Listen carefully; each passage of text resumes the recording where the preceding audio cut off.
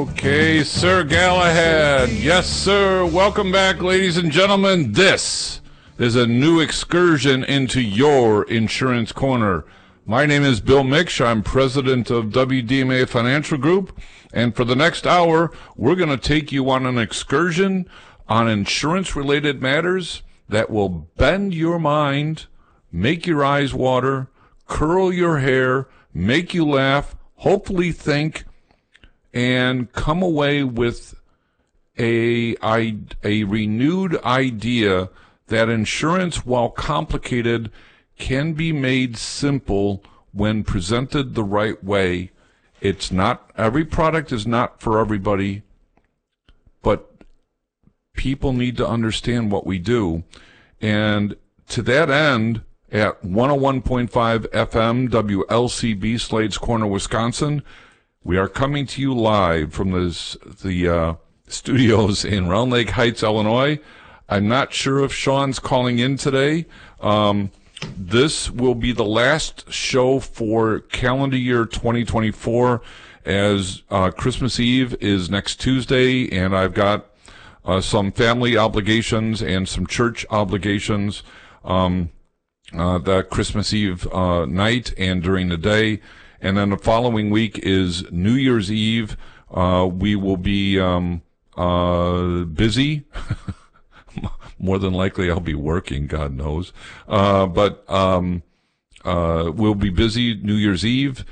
So we will not see you again until January 7th. I may check in with my friend Ted Reynolds here at the radio station. Oh, speaking of the man, the legend, and the way of life, let's just see. And now, coming to you live from the bunker somewhere hidden in Columbus, Ohio, the man, the legend, the way of life, the soothsayer of soothsayers, Sean Hauser. Wow, that was an introduction. I got to say, for a guy that can't tell time, and I have 3 clocks in front of me, and they all say different times. So I got to tell you that I was watching the clock on the board, Sean. You know the board, and Yep. I could swear it said like 5:57, and I'm like, okay, I got a couple minutes, and then it went to commercial, and I'm like, well, wait. I'm not, what's going on? So well, I was looking at the clock saying, oh, it's 7 o'clock, time to join. And then it's like 7:03 on this computer and 7:02 on the phone. And well, anyway, I'm glad I'm here. That's that TikTok experience that's about to disappear from the planet, at least temporarily, coming in about a month or so. But we'll see. I'm making a joke. The TikTok experiment? Oh, those things? Yeah, TikTok is about to leave the internet per the soothsayers of the federal government. And I don't have any skin in the game, so I'm not sure what side of the planet I want to be on with that.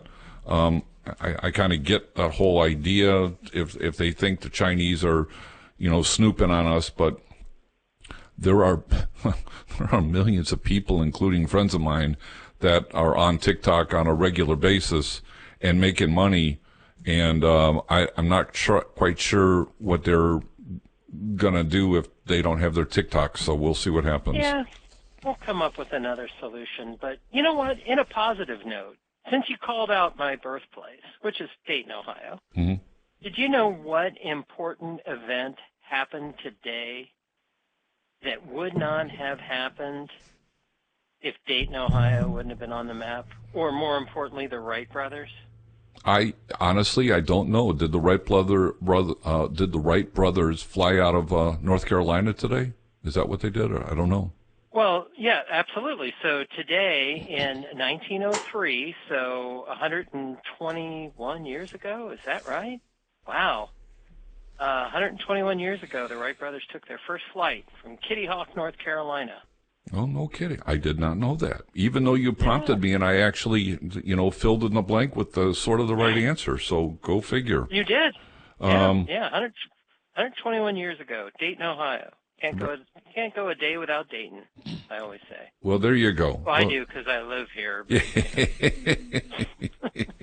How's Kelly? She is fine. So we are getting ready for the holiday season, which means we're stressed out, overworked, too many deliverables, and running like with our hair's on fire. Except for me, I don't have any hair. Yeah, I'm with you on that. I was commenting to somebody the other day that in the world that I live in at the moment, and I've been doing this a long time, folks, this is the most complicated, the most set of rules, I've never seen so many different moving parts in my entire life as what I have seen this year. And it doesn't stop the cost going up. And honestly, people are freaking out, Sean, about the cost of healthcare.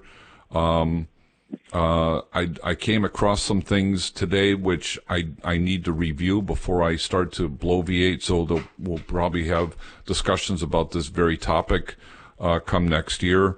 But there's no foreseeable end to the cost of healthcare. There isn't. They're already talking about for calendar year 2025, the cost of healthcare is expected to increase anywhere from 8 to 12%, depending on who you talk to. That's just as a for instance. And the other part of that equation is that the rules that the smaller employers and the larger employers have to pay attention to are more complicated than they've ever been, and there's always that threat of the Department of Labor or CMS or Health and Human Services coming down your pipe and causing all kinds of havoc, and not because you did anything wrong. It's because something got triggered in the system that allowed the DOL or somebody else to come in and start to do a tap dance on your party. It's been a challenge, and like I said, there doesn't seem to be an end in sight. And at least in Illinois, I can tell you there's really only 2 insurance companies that are still doing insurance in the fully insured space. 3 if you get over 25, and after that, then it gets quiet. In fact, it's funny you say that, because just in the last several days, I've gotten different emails from different financial institutions that I work with, such as Charles Schwab saying, "Are you prepared for healthcare costs in retirement?" And they say the same thing you did, that healthcare costs are expected to go up. And then I got another one from a bank, and then I got another one from an insurance company, and it's like it's like that's the new theme. Yep. Right? It was all about tax changes before, when it wasn't sure who was going to be the president, and they thought tax laws which would revert back to what they were before the future president took office in his first term. And now it's all about the healthcare insurance, and it's like, it scares people. Well, remember those old movies we'd go to, and it'd be like, "It comes," and then the people are running down the street, and then you see the blob come tumbling out. It's kind of like the insurance costs, health insurance costs are the new blob. Yeah, and I'll tell you, it's the first thing I talk to my clients about, Sean, when they start talking about early retirement. In fact, I just had a client retire. Him and his wife are, let's say, late 50s, or let's say mid 50s. And they're looking at the COBRA rates in excess of about $2,000 a month, so that's $24,000 for their family of, I think they've got 5 kids. They're very fortunate. They were former business owners. They sold their piece of the property that they were in their business, and they were able to walk away. But I reminded them, after 18 months, you are out of options in terms of your COBRA, and then you're going to have to look at the Affordable Care Act or Obamacare. And he said, "Bill, I've already looked." And this, just for full disclosure, this person has been a regular listener on this show, and he's known me since 2008, I think. And I reminded him about, Obamacare, and he said, yeah, I've already looked. I'm stunned by what my options are going to be today, let alone 18 months from now. And then I said, well, you may have some options if you and your wife create a small business and you hire, you can be on payroll together, but I can't do a 2-person group. I need your daughter or son or a third party non-family member that is not your wife to be on the payroll, and we can do a group plan, then we got more options. Oh, well, I'll be looking at that. And so healthcare is a big deal unless you've got a lot of wealth. And even if you do, folks, I'm telling you, for those of you sitting on your 401k and you're loving every minute of it, I pray to God I'm wrong, but there's a bomb that's about to go off. And Sean, I'd love to hear your 2 cents on this, because every bone in my body tells me you cannot continue to see, the kind of, honestly, the kind of wealth that's being created without a correction in the near term, especially with the national debt being at $36 trillion right now. I think there's definitely rocky roads ahead, and I think that as we look at retirement accounts, and a lot of people have a lot of wealth stashed away in those tax-advantaged, tax-deferred accounts, such as a 401k. I constantly hear you should have more money in a Roth. Mm-hmm. Well, what am I going to do? Convert everything that I've got in a traditional 401k into a Roth 401k or an IRA and pay the tax now? Right. And that scares the Jesus out of people. And I think at some point, that if all that money is tucked away, somebody's going to want to get at that money, mm-hmm. right? And so we start compelling distributions, or there's going to be some changes made to the rules that, it's. I don't know what's coming, Bill, but yeah, your spidey sense is up a little bit, right? And I think that's only prudent. Yeah, I mean, we haven't, setting aside the correction that took place when COVID hit, that was an anomaly, because that only lasted a couple months, and then it regained where 3 months, 4 months later, it got back to where it was. The housing market is a disaster for a lot of people. I don't know what it's like in Columbus and Dayton, but in Chicago, property taxes are overriding the valuations of property in this state. And what I mean by that is the value of the property is not going up as fast as the property taxes are. And I'll give you one. Go ahead. I agree. So it's a little more modest here in Ohio, but when I left Illinois, I was paying 50% more than I pay now, mm-hmm. and down here we want parks, we want libraries, we want new civic enhancements, so they're the tax levies are going up, and the market valuation seems to change a lot too. Yeah. So. Yeah, it's interesting. And my son is in Florida, and he is, as well as he's doing financially, he can't buy a house. He can't afford it. The valuation of the housing is too high, and then when you topple that with interest rates being where they're at, he'd still be okay, but he'd be hand to mouth to some degree when you combine the fact that he's paying off his college loans for the next 10 years or whatever it is. So I got a couple notes that I want to bring up before I get into the topic at hand. And just for the record, folks, we're going to cover some questions that I posed on Facebook. First time ever, Sean, I posted something on my website, wow. On my Facebook page. I never knew how to do that. Mandy's been wonderful in doing some posting, whatever, to keep us alive. And then Ryan, who does all my posting for Spotify and pushing all the shows up to Spotify and our website, he's like, "You're old." Welcome to the 90s, Bill. Yeah. I don't know how any of this stuff works. So, maybe I need to learn a little bit, but I posted my first message on the Facebook page today about the show tonight. But let me just bring a couple things. Tonight's show is our Christmas program. Sean and I haven't had a chance to talk. We live very busy lives outside of this radio show, folks. So honestly, this is when we talk.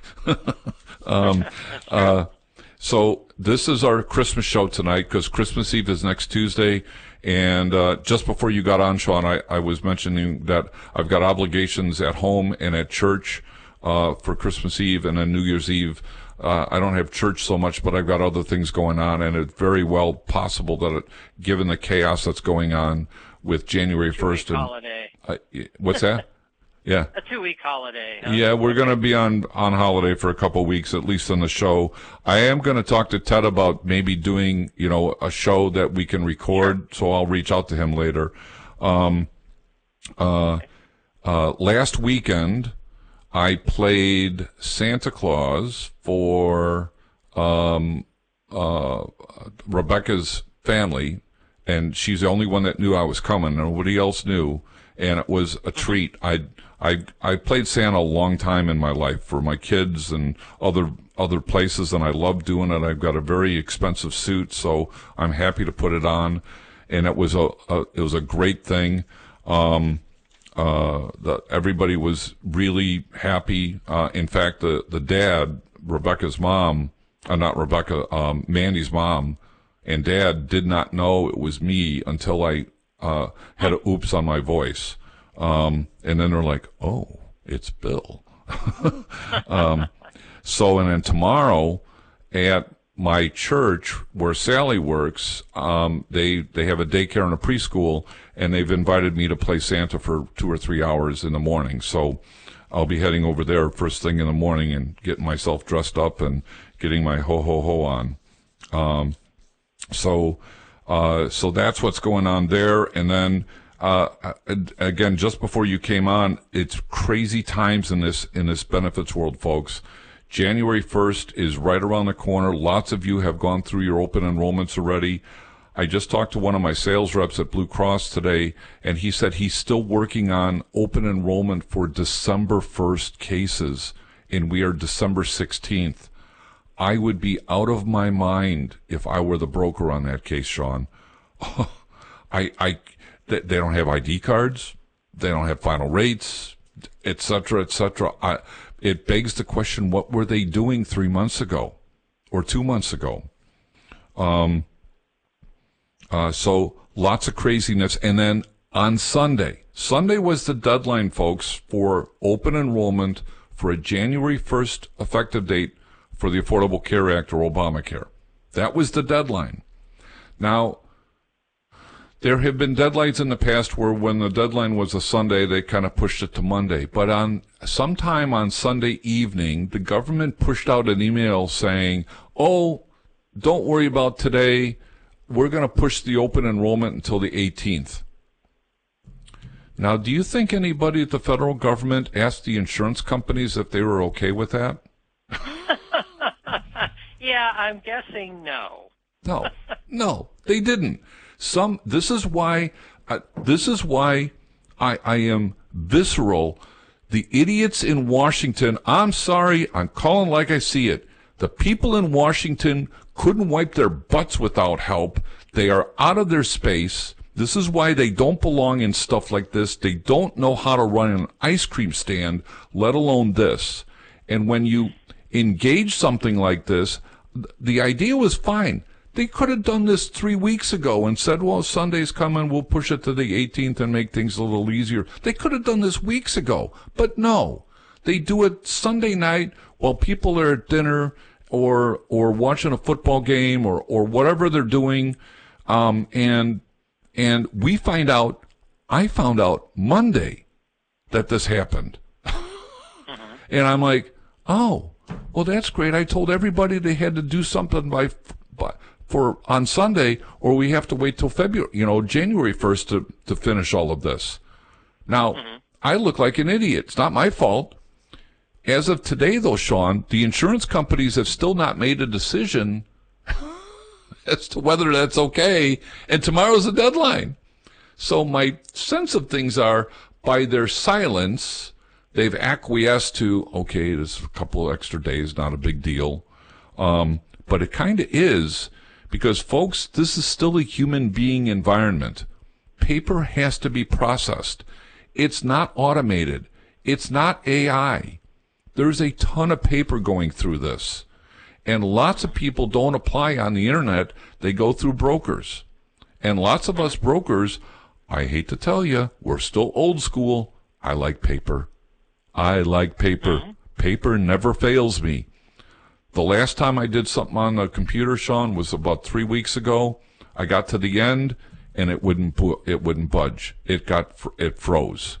So I ended up having to redo that application on paper the next day, and then email everything over to the client for signature after they wasted an hour of their time and, frankly, mine for the clunkiness of the system. I couldn't make it work. So it takes a lot of time, folks, and then that's in the individual market.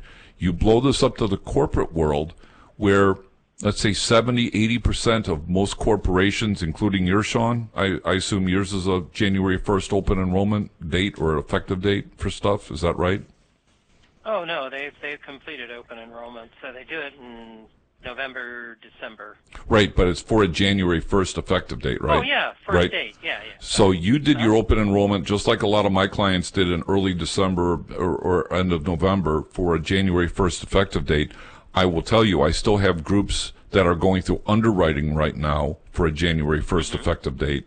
And some of that's not their fault. Some of it's on me. Some of it's on the marketing. And I'm just one person. There's only one of me to go around, you know. So there's a lot of chaos in the system. And the funnel, if you envision a funnel and you've got thousands of people going into that funnel and they all want to get to the bottom of the hole first, it becomes a train wreck or a pile up. And now everything stops and it goes, now you're in that turnstile where you can only go one person at a time. You got 50 people going or 100,000 people going. Now it's 100, now it's 10, now it's 1, and now everything slows down. And it takes time. It's not automated. And I can tell you firsthand, I've heard people, you know, they turn in their stuff, and the next day, where's my ID card? Well, it doesn't quite work that way. Yesterday, I had a chat with my Blue Cross rep, and he said he was on the phone, Sean, for an hour with an employee who wanted his hard copy ID card. He would not accept a temporary ID card so he could fill a prescription. An hour. It's probably the pharmacy is requiring that too. And you're right. In this business, insurance, investments, real estate, anything to do with money, paper's king. And you have to have it or they won't budge because they've been like you. Oh, yeah, I'll send that to you. The email never comes or it gets hung up or what have you. Yep. And then somebody's overextended. So, yep. Yeah.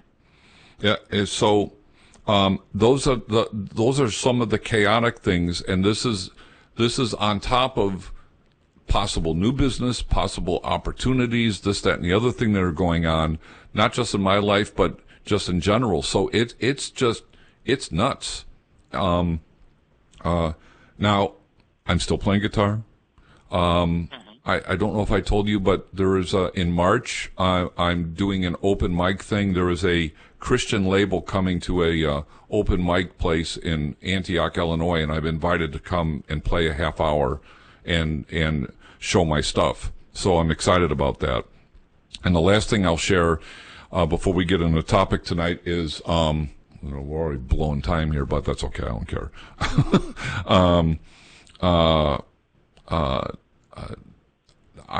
I was preparing. I'm preparing one of my songs for Americans Got Talent, and my guitar teacher and I spent a full hour drafting a song that's 4 minutes long down to 90 seconds. Sean, it was the most painful 90 seconds I have ever done because it just annihilated the message of the song. It just destroyed it. And then I had to remind myself, who's my audience? They give you 90 seconds. I get probably 7 seconds tops to get their attention. Otherwise, they move on. Mm-hmm. So I understand that. It doesn't make me any happier about the fact that I destroyed my song to get the 90 seconds done. But we'll see what happens. Oh, well, good luck. Hopefully I'll be getting free tickets when you're headlining in Vegas. Yeah. But, yeah, from your lips to God's ear. I'll make sure you and Kelly get tickets, and then Kelly has to bring her bass guitar up, and she'll play with me. She'll do it. Absolutely. Yeah. So tonight's show, we're going to talk about the process of picking a program. And Sean and I normally go through an open enrollment, but he's been traveling, I've been traveling, and we haven't been able to get our calendars together to go over his program. Plus, I think he said his open enrollment happened a couple weeks ago, so that's okay. But the question is an open question. What is your process for picking a insurance program? And I'm going to strictly stick with your health insurance or dental or vision or disability life insurance, those kind of things that might be offered either in the open market or with your corporation. So what's the most important thing that you're looking at? And Sean, what do you think the most important thing is people are looking at when they're assessing their benefit choices? Cost. Yeah, you bet. 90% of it is what's it cost. Absolutely. And then what do you think the second one is?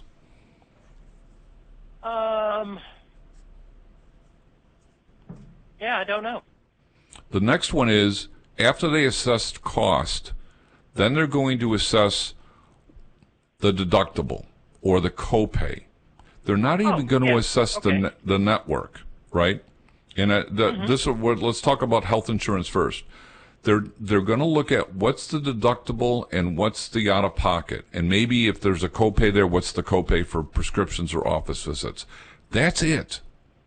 They are not going to dive into the weeds, and to some degree, I understand that. Now, if they're a user, they may be a little bit more educated at that point and might start to dive in a little deeper, but to dive in takes time. And when you're being provided with a, quote, summary of the benefits, you may not be able to access what is called the plan document, which is the Bible, that's what's going to process your claim. And I've said this a bazillion times. There are a lot of people on my side of the table that sell a rate. Folks, rates don't process claims. Rates don't pay claims. Contracts pay claims. When you buy an auto policy and you hear a commercial that says, spend 15 seconds with us and we'll send you, we'll save you 15%, the radar should be going up right away going, 15%, what am I giving up for that 15%? What's the catch? And they don't care about the catch, they want you to call. Last week we talked about the commercial that said you can get an Obamacare plan for $4. They didn't tell you in that commercial that that person was making $24,000 a year for that $4 premium. They also didn't tell you what her plan looked like. They just said it was $4. And for the low-hanging fruit purchaser, that's what they heard. They didn't hear the by the way clauses. This is what that plan looks like. It's a $9,200 deductible with no copays. They didn't say anything of that. So when you're going through the assessment, if you have a professional like myself, or even Sean, who knows his way around some of this stuff, and he's not a broker by any stretch, but Sean knows stuff, and you know somebody who can help you navigate through this, that's who you should be consulting with. If you feel comfortable that you can navigate it on your own, knock yourself out. Here's what I can promise you. You're going to miss something. Sean, when we went through the open enrollments a few years ago, and you were assessing going copay plan or HSA. Do you remember those conversations we had? Oh, yeah. Oh, yeah. And what triggered you to change your mind? I had never thought about thinking about my current provider. Is he in my network? I never thought about the difference between the pharmacy plan, between one and the other. Would I be paying a copay, or would I be paying, coinsurance and deductibles and things like that?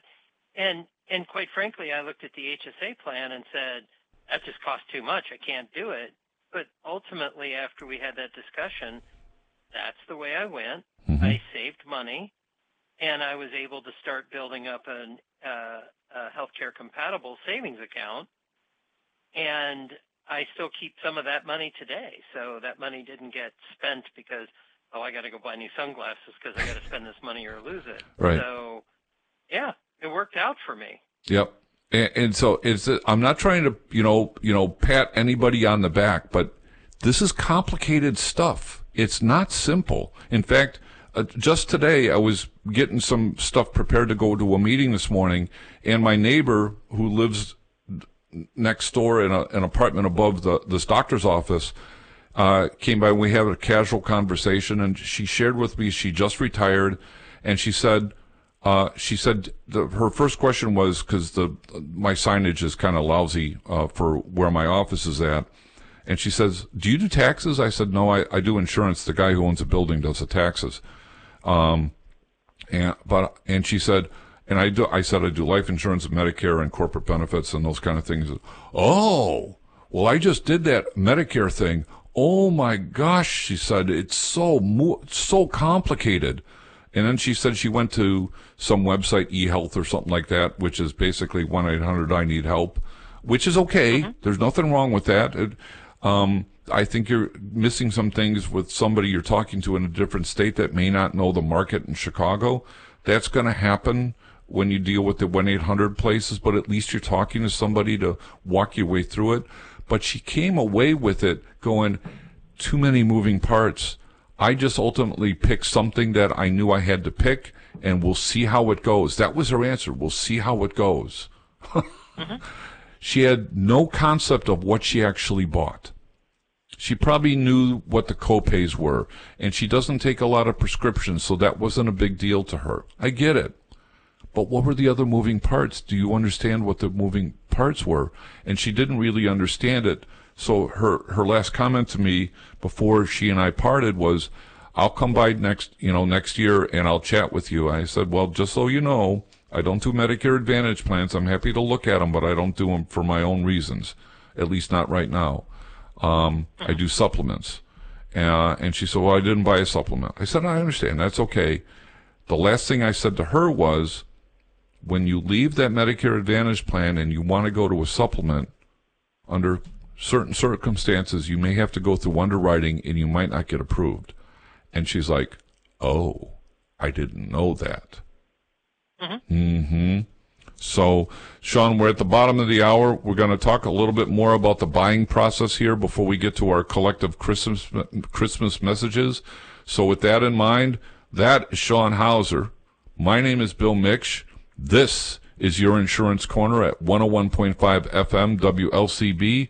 Slade's Corner will be right back after these short messages.